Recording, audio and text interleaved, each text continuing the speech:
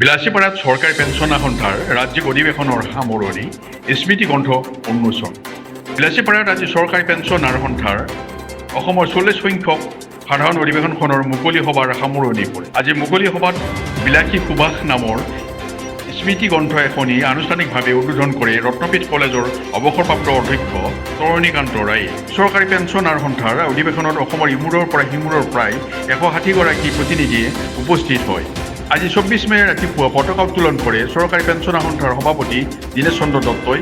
বন্তি প্ৰজ্বলন কৰে বিলাসীপাৰা পেঞ্চনাৰ সন্থাৰ ৰমেন চন্দ্ৰ ৰায়ে। অধিৱেশনখনিৰ আৰম্ভণিতে সন্থাৰ দ্বাৰা ৰচিত গীত জনসেৱাৰ সৌৰণী গাথা চিৰ যুগমীয়া আমাৰ সন্থা এই সমবেত সংগীতটো পুনৰ সংগীত ব্যৱস্থাপন কৰে সংগীত শিল্পী সুৰজিৎ শৰ্মা আৰু সহশিল্পীসকলে পৰিৱেশন কৰে। কালি সন্থাৰ অধিৱেশনত আগন্তুক 26-28 বৰ্ষৰ ৰাজ্যিক কমিটিখনত প্ৰায় 40গৰাকী নিৰ্বাচিত কৰি প্ৰস্তাৱ আকাৰে কমিটিখন গঠন কৰা হয়।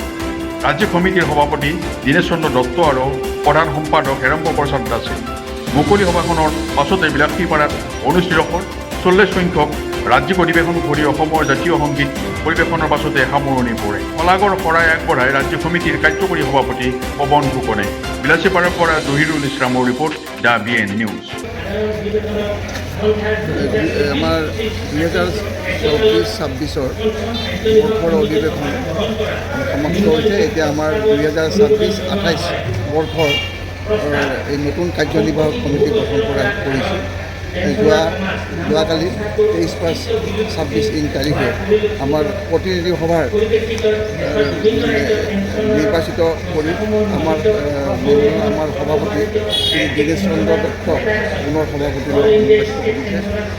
কাৰ্যকৰী সভাপতি শ্ৰী পৱন কুমাৰ ফুকন আৰু উপসভাপতি ডক্টৰ প্ৰদীপ শৰ্মা, প্ৰধান সম্পাদক হেৰম্ব প্ৰসাদ দাস, সহকাৰী সম্পাদক শ্ৰী ভজেন কুমাৰ বৰা আৰু এজন দীপক কুমাৰ গোস্বামী, কোষাধ্যক্ষ সত্যেন্দ্ৰ মিশ্ৰ আৰু অষ্টৰাজ আমাৰ যিটো পত্ৰিকা আছে তাৰ সম্পাদিকা ডক্টৰ অসমী গগৈ নিৰ্বাচিত কৰি প্ৰায় 40জনীয়া কমিটি এখন গঠন কৰা হৈছে।